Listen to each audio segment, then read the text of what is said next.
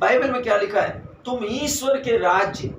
जिस संसार में आप इस विश्व की आशीष, शांति, समृद्धि, सुरक्षा, सफलता, श्रेष्ठता, अनुग्रह को पाना चाहते हैं, उसके विषय में प्रभु ने कहा तुम ईश्वर के राज्य मतलब सुसमाचार और उसमें लिखी हुई परमेश्वर की शिक्षाओं का प्रचार करो, उसकी खोज करो, और बाकी चीजें जो इस विश्व में तुम्हें चाहिए, उपलब्धियों के रूप में, सफलताओं के रूप में, सेहत के रूप में, स्वास्थ्य के रूप में, घर के रूप में, बंगला, मोटर, कार, गाड़ी के रूप में, वो तुम्हें यूं ही दी जाएगी। परमेश्वर ने कहा सर्वप्रथम ईश्वर के राज्य की खोज कर। परमेश्वर ने कहा सर्वप्रथम परमेश्वर के राज्य की वस्तुओं की खोज कर।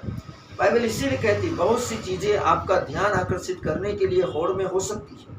लेकिन आपको अपने जीवन में परमेश्वर के राज्य को सबसे आगे रखना चाहिए, तब बाकी चीजें आपके पास में पहले से बेहतर और अच्छी अवस्थाओं में आपके पास आएगी, और जो आपके पास नहीं है वो भी आपके जीवन में, आपकी आत्मा में परमेश्वर के दैवीय प्रावधानों से लाया जाएगा। संत मत्ती अध्याय 6 वचन 33 वचन कहता है, परंतु पहले परमेश्वर के राज्य और उसकी धार्मिकता की खोज करो। ईश्वर आपसे चाहते हैं कि आपको जो कुछ इस विश्व में चाहिए, आपको जो कुछ इस विश्व में, आपको उन्नति, सफलता, समृद्धि, श्रेष्ठता, घर, मकान, बंगला, पैसा, बैंक बैलेंस, मोटर, कार, गाड़ी, बिजनेस, फैक्ट्री, संतान, खेत, पोजीशन, आपको अथॉरिटी, अधिकार, वर्चस्व, सम्मान, जो कुछ भी चाहिए इस विश्व में, अच्छा हेल्थ,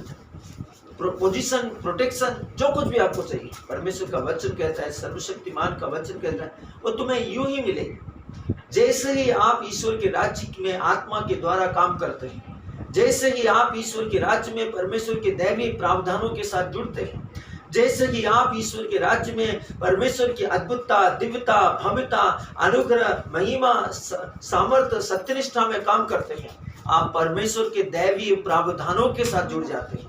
आप अनुग्रह के प्रावधानों के साथ, सत्यनिष्ठा के प्रावधानों के साथ, महिमा के प्रावधानों के साथ, उद्धार के प्रावधानों के साथ, दिव्यता के, भव्यता के, अद्भुतता के, कृपा के, महिमा के, सामर्थ्य के, सत्यनिष्ठा के प्रावधानों के साथ आप जुड़ जाते हैं।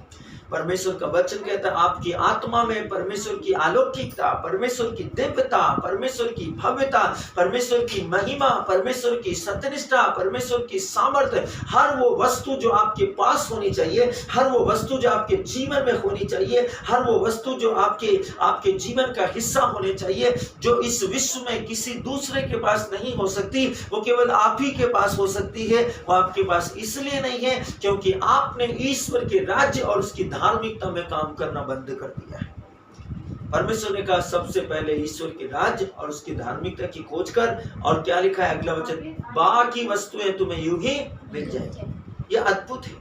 ये परमेश्वर के राज्य से है, परमेश्वर की पवित्र और स्वर्ग की वस्तुओं के साथ सहमति में है, परमेश्वर की पवित्र और स्वर्ग की वस्तुओं के साथ संगति में है, परमेश्वर की पवित्र और स्वर्ग की आशीषों के साथ, परमेश्वर के राज्य के साथ सहभागिता में है, आत्मा में निरंतर फलदायी पंथा के साथ।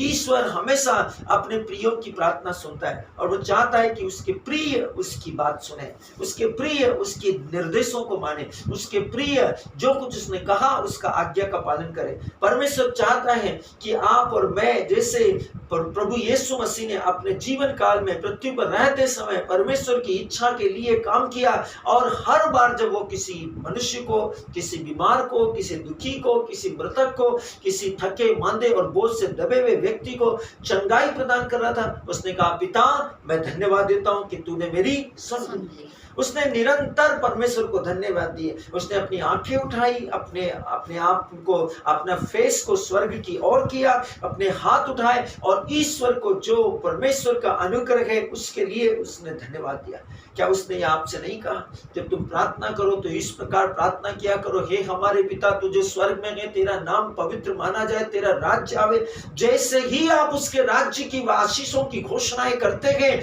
उसके राज्य के विस्तार की बातें करते हैं, उसके राज्य को संसार के कोने और जगत के अंत तक ले जाने के लिए अपने उद्देश्यों पर काम करने के लिए इच्छुक होते हैं। आपके जीवन में राज्य के संचार और प्रचार के लिए जिस किसी वस्तु की आपको आवश्यकता है, ईश्वर वो आपके सामने लेकर आएगा, क्योंकि वचन में लिखा है, तुम ईश्वर के राज्य और उसकी धार्मिकता की खोज करो और बाकी वस्तुएं तुम्हें यूं ही मिल जाएगी। राज्य है सुसमाचार, धार्मिकता है आज्ञाओं का पालन करो, ईश्वर की आज्ञाओं का पालन करो, ईश्वर की आज्ञाओं का खोज करो। आपका जीवन में कब ईश्वर की आपको आदेश दे रहा है, कब ईश्वर आपसे बात कर रहा है, कब ईश्वर आपसे कह रहा है ये करो, वो करो, ये मत करो, वो मत करो, इसको समझने के लिए पूरा पूरा प्रयास करो। और समझ जाओ तो खुद भी जो आपने समझ लिया है वो अपने भाइयों को, अपनी बहनों को भी सिखाओ। परमेश्वर आपसे यही चाहता है, आप उसके उद्देश्यों के साथ, उसकी योजनाओं के साथ, उसकी युक्तियों के साथ, उसके दर्शनों के साथ, उसकी अभिलाषाओं के साथ, उसकी प्रार्थनाओं के साथ, उसकी योजनाओं के साथ अपने आप को एक सहभागी, एक हिस्सेदार बनाकर परमेश्वर के राज्य में काम करें, ईमानदार, वफादार, रास्तबाज सेवकों के समान। परमेश्वर की इच्छा को करते हुए पूरा, परमेश्वर की इच्छा को जब आप पूरा करते हुए काम करते हैं, आप बन जाते हैं फलदायी बनता के साथ जीवन के वृक्ष, जो नदी के बहती धाराओं के किनारे लगाए गए हैं, जिनके पत्ते कभी सूखते नहीं, जो वृक्ष कभी मुरझाते नहीं है, और जो कभी भी किसी भी रीति से ऐसे नहीं हो सकते कि वो अपनी ऋतु और मौसम में फल न दे। वे अपने मौसम में फल देते हैं, क्योंकि वह ईश्वर के अनुग्रह के क्षेत्रों में लगाए गए हैं। क्या आप समझ सकते हैं ईश्वर का अनुग्रह का क्षेत्र क्या है? ईश्वर का अनुग्रह का क्षेत्र है,